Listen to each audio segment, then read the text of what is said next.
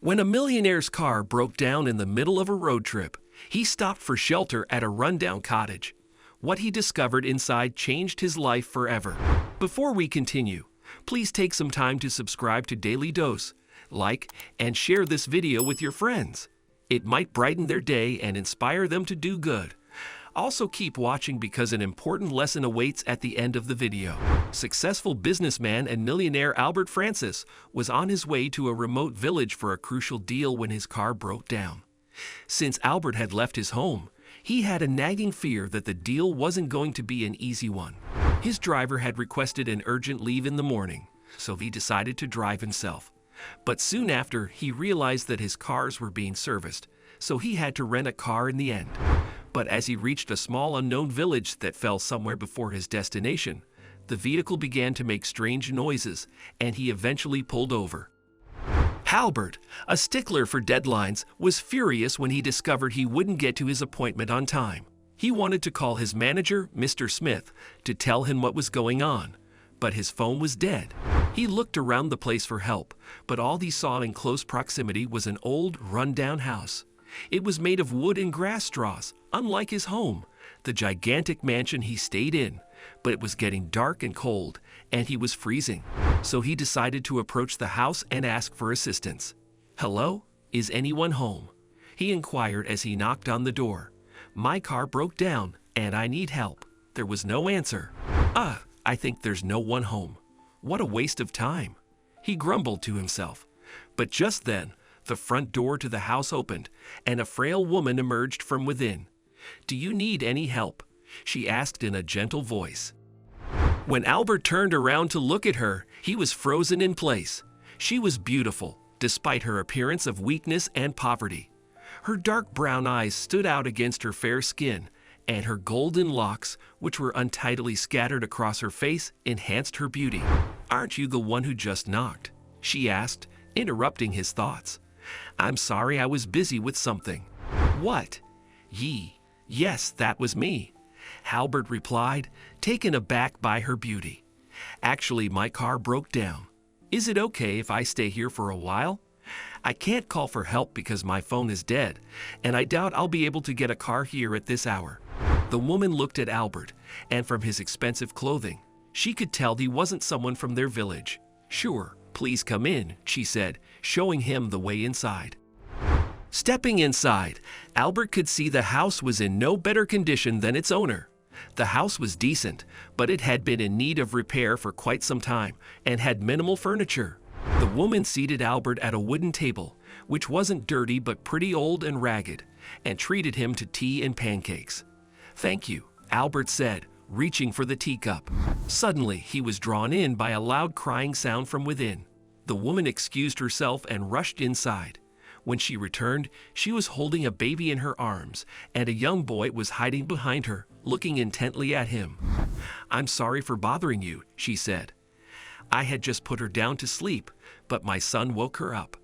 Do you mind if I hold her for a while?" Albert inquired, his gaze fixed on the tiny baby girl. "Sure," the woman said with a smile. Albert loved kids and really got along with them, but he had been so preoccupied with work all his life that he never got a chance to marry and start a family. "Does your husband frequently return late from work?" he inquired as he rocked the baby. Suddenly, the woman's smile faded, and a disappointed look took over. "I don't have a husband," she admitted quietly. "He abandoned us because he didn't want to care for us." "I'm sorry," Albert said, cursing himself for asking the question. "I forgot to introduce myself. My name is Albert Francis. And you are?" "My name is Linda. This is my son James, and the little girl in your arms is my daughter Amara. How do you manage 2 young children on your own? It must be extremely tiring." "Well, I would say I am used to it," Linda sighed. Then she remembered how her husband had screamed at her a month before and said he felt suffocated before leaving her. At the same time, he didn't do much to improve their situation, and the renovation which would have been done a few years ago had become a distant dream for her. She was having a difficult time. However, she was well aware that things would only worsen. James, who was 6 years old, would occasionally assist her around the house and even in the market where she sold potatoes for a living, but he was still a small child. Linda didn't expect to be talking about how harsh or challenging her life is to a man she just met, but for some reason, she wanted to be honest with him. He had an endearing quality about him that she hadn't seen in the locals in a long time.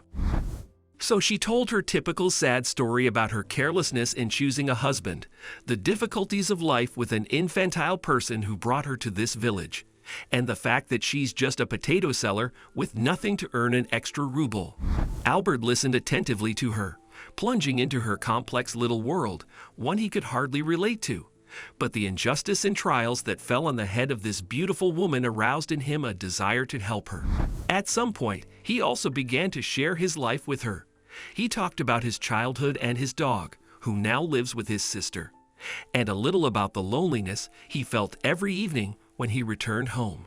They had been so engrossed in talking that they didn't realize it was 4 in the morning. She arranged for Albert to sleep on the couch and went inside the other room to the children who were asleep by then. Albert noticed that James didn't even have a bed and was sleeping on a mattress. He closed his eyes as he sank on the couch, but it seemed as if sleep had left his eyes. All he could think of was Linda, how beautiful she was.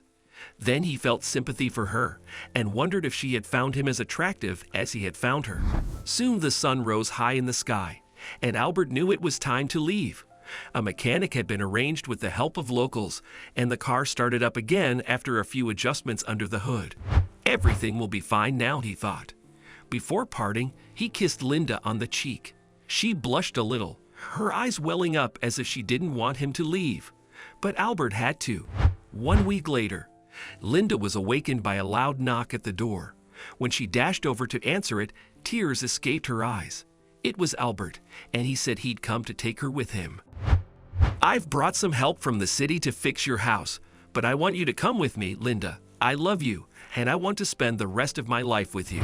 Linda couldn't believe her ears. She'd fallen for Albert at first sight just as he had. She wanted him to be with her, and that was finally happening. She couldn't contain her excitement and hugged him. "I love you too, Albert. I'm so happy you came back." A year after that day, Linda and Albert tied the knot. Linda moved from the village to Albert's house after selling the old cottage, and now they're living happily in a Texas town.